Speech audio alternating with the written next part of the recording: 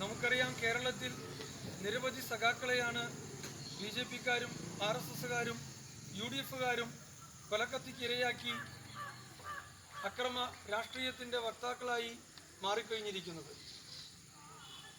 ഇന്ന് മെഡിക്കൽ കോളേജിൽ സഖാവ് സനൂപിൻ്റെ നേതൃത്വത്തിലുള്ള മേഖലാ കമ്മിറ്റിക്കായിരുന്നു പൊതിച്ചോറ് വിതരണത്തിൻ്റെ ഉത്തരവാദിത്തം. തലേദിവസം വീടുകളിലെല്ലാം പോയി മെഡിക്കൽ കോളേജ് രോഗികളും അവരെ സഹായിക്കാനെത്തിയവർക്കും ഭക്ഷണം കൊടുക്കുന്നതിന് വേണ്ടി ഉള്ള തയ്യാറെടുപ്പുകളെല്ലാം പൂർത്തിയാക്കിയാണ് സനൂപ് മിനിഞ്ഞാന്ന് വൈകിട്ട് വീട്ടിലെത്തിയത്.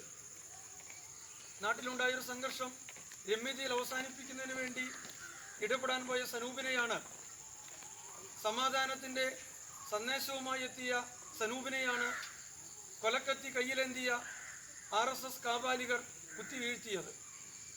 ഈ അക്രമ രാഷ്ട്രീയം കേരളം തിരിച്ചറിയണം. ആ തിരിച്ചറിവിലൂടെ അക്രമകാരികളെ ഒറ്റപ്പെടുത്താനുള്ള വലിയ കൂട്ടായ്മയ്ക്കാണ് CPM ഇന്ന് സംസ്ഥാനമെമ്പാടും നേതൃത്വം നൽകുന്നത്.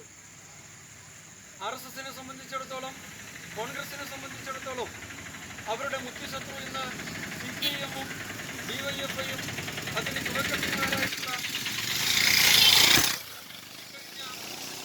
നാടിലാണ്.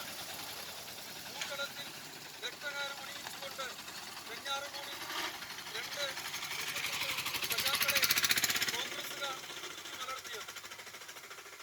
അപ്പോൾ CPM-നെ ഇല്ലാതാക്കുന്നതിനും അതിന് ഏത് നികൃഷ്ട സമീപനമെടുക്കുന്നതിനും വേണ്ടി BJP-യും RSS-ഉം കോൺഗ്രസും ഒരുപോലെ ശ്രമിക്കുന്ന ഈ കാലഘട്ടം, ആ കാലഘട്ടത്തിൽ അക്രമകാരികൾക്കെതിരായിട്ടുള്ള കൂട്ടായ്മയുടെ പ്രതിഫലനമാണ് ഇന്ന് കേരളത്തിലെ തെരുവുകളിൽ കോവിഡ് പ്രോട്ടോകോൾ അനുസരിച്ചുകൊണ്ട് തന്നെ നടന്നുകൊണ്ടിരിക്കുന്നത്. ഈ പ്രതിഷേധ സമരത്തിൽ പങ്കെടുക്കുന്ന മുഴുവൻ സഖാക്കളെയും CPI ലോക്കൽ കമ്മിറ്റിക്ക് വേണ്ടി അഭിവാദ്യം ചെയ്യുന്നു. സഖാവ് സനൂപിൻ്റെ ഉജ്ജ്വലമായ സ്മരണയ്ക്ക് മുന്നിൽ ആദരവ്